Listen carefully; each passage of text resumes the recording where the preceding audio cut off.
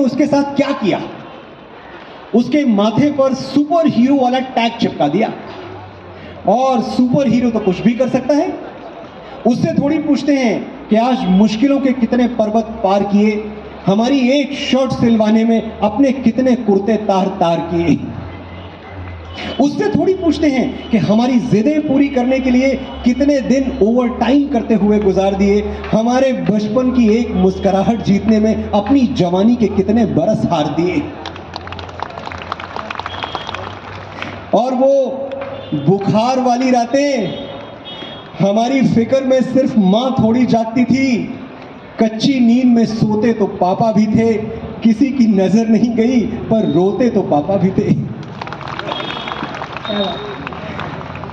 पापा वो धुन है जो कभी गाई ही नहीं गई, एक बार इस धुन पर झूम के देखो, रोटियां पकाने वाले हाथों को 100 बार सलाम, लेकिन एक बार, सिर्फ एक बार रोटियां कमाने वाले हाथ चूम के देखो। बहुत खूबसूरत, वाकई ये कुछ आपने थोड़ी सी लिखी है, लेकिन पिता के लिए आपने जो भावनाएं इस किताब में डाली है ना, और वो इसलिए है कि हमारे देश में मेरे बाबूजी की उम्र 85 साल है, 85 इयर्स। 85 इयर्स की उम्र में मेरे बाबूजी मेरे बगल में खड़े हो जाते हैं, मुझे लगता है यमराज मुझे नहीं छू सकता। दुनिया में वो ताकत पैदा नहीं हुई जो मेरा बाल बांका कर सके। मेरा बाप खड़ा हुआ है मेरे बगल में, आओ। हजारों मुश्किलों से लड़ रहा हूं मैं अकेला ही, दुआएं साथ हों जिसके उसे लश्कर नहीं लगता। हजारों मुश्किलों से लड़ रहा हूं मैं अकेला ही, दुआएं साथ हों जिसके उसे लश्कर नहीं लगता। मेरे बाबूजी बूढ़े हैं मगर अब भी ये आलम है, वो मेरे पास होते हैं तो मुझको डर नहीं लगता। और सचमुच में डरता नहीं, किसी आफत, किसी मुसीबत, किसी बला से नहीं डरता।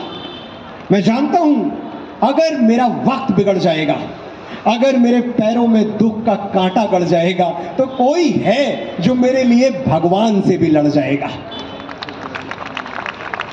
जब तक वो झुर्रियों भरे हाथ मेरे सर पे हैं, मेरा गुरूर जिंदा है, मेरा रुआब जिंदा है। कयामत भी आ जाए तो मेरा क्या बिगाड़ेगी, अभी मेरा बाप जिंदा है। अभी कुछ महीनों पहले मनोज मुंतशिर का भी वक्त थोड़ा बिगड़ा था, तो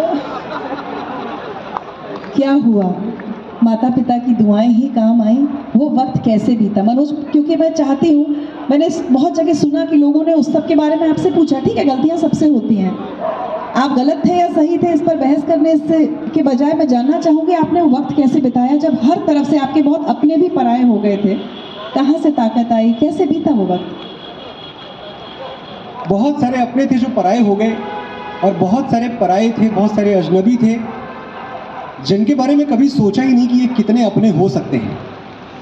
अक्षत गुप्ता मेरे सामने बैठे हुए हैं, मेरी बमुश्किल 4 मुलाकातें इनसे हुई हैं। एक ऐसा वक्त था जब हर कोई सोशल मीडिया पे कम से कम एक वीडियो तो ज़रूर बना रहा था कि मनोज मुंतशिर कितने बुरे इंसान हैं, कितने बड़े रामद्रोही हैं। उस वक्त अक्षत से कहीं पूछा गया किसी इंटरव्यू में, और वो मैंने ऐसे रैंडमली देख लिया, इन्होंने तो मुझे भेजा भी नहीं, इन्होंने एक बात कही, मेरा दिल भराया सुन के। डॉक्टर साहब, इन्होंने कहा कि देखो, जब तक आप अपने घर में बैठे हुए हो तब तक एक्सीडेंट होने की संभावना नहीं है। जब आप गाड़ी लेके सड़क पर निकलोगे, रोड पे आओगे, तो हो सकता है कि आपका एक्सीडेंट हो जाए, दुर्घटना हो जाए। हो सकता है कि कहीं क्लच की गलती से, कभी ब्रेक की गलती से, कभी आपकी गलती से, पूरी गलती मेरी थी, लेकिन दुर्घटना हो जाए। तो मैं समझता हूँ मनोज मुंतशिर के साथ दुर्घटना हुई।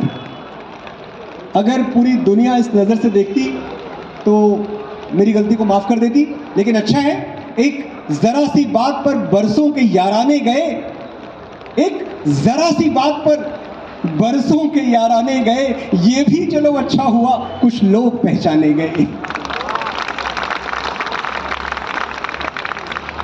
लेकिन ऋचा,